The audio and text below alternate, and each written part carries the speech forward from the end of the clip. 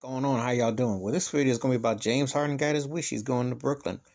James Harden, the last few games with Houston, looked like he was bumming it, indifferent. When did you know James Harden to be under 20 points? Crying out loud, this guy, but he didn't want to be there. And you know what I say about the NBA?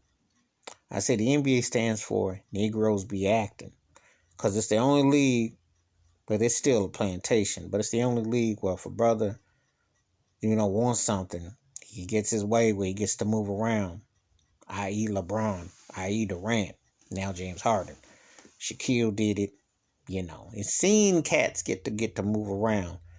It's become more and more on. But the point is this. Now he's with Brooklyn. And so the big question, the elephant in the room is can they win with him, Kyrie, and Durant? And Ice Cube's big three, this is the big three. Was it for drama, diva, dramatic? Or could it be dynasty? I'm a firm believer they can come out the East, and I'm gonna tell you why.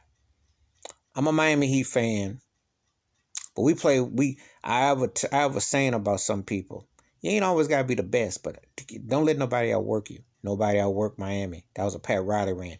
They just got beat by a better talented Laker team, and they beat a Boston team who's got talent but doesn't have that one guy. Believe me, if Jason Tatum had a Paul Pierce or Larry Bird, one of those guys who could lead with him, and I think the right head coach to give them the right perspective, they could be something. But they keep settling on being enough to be the bridesmaid, get to the Eastern Conference Championship, but can't get over the hump.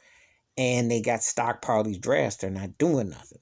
I'm also a firm believer that if Miami had another player to complement with Jimmy Butler, they missing that one dude, they could be on their step. But I don't know what Pat Riley, what his crystal ball is. I got a feeling he's going to try to do something. I know you want a Giannis. Wasn't going to touch James Harden. We'll see. Philly is on the clock. They got Doc Rivers. Can Joel Embiid live up to his potential and play like he's supposed to? And can him and Ben Simmons be a 1-2 punch? It's going to be very telling, but they are on the clock. Me personally, I'm a firm believer that if Kawhi Leonard doesn't leave Toronto, they got a 2 or 3 year more window. Because that's the only team I've seen in the last year's post Miami Heat run that looked like a team outside of anything social with LeBron James that looked like they could be on to something. Anyway, Victor Oladipo got traded to Houston, and he'll be a good fit, but it's going to be interesting with him and John Wall and Boogie Cousins. Houston's got an interesting squad, but if they can get healthy, I don't know. Jury's going to be out. They're going to get stockpile a lot of draft picks, and Brooklyn mortgaged the farm to get this. But I think short term, I think it can be rewarding. I got to believe anybody, the East is wide open. Milwaukee, to me, I like Giannis, but they soft team, and I don't trust the head coach. Atlanta looks interesting, but I don't know how if it's just early pudding being pushed in the cup. I don't know. Some of these teams, but I think the East has got way more interesting storylines than the West, and I definitely think if Brooklyn gets focused and Steve Nash can build something, they can come out the East. Oh yeah, right now. Because Kevin Durant is a thoroughbred. He's healthy. He focused. He ain't gonna let him fall. And now Harden is motivated, and he'll go there and be ready to score. You're gonna see the way he would have been. Not this acting like he's disoriented. James Harden scoring 15 points in a game. Are you kidding me?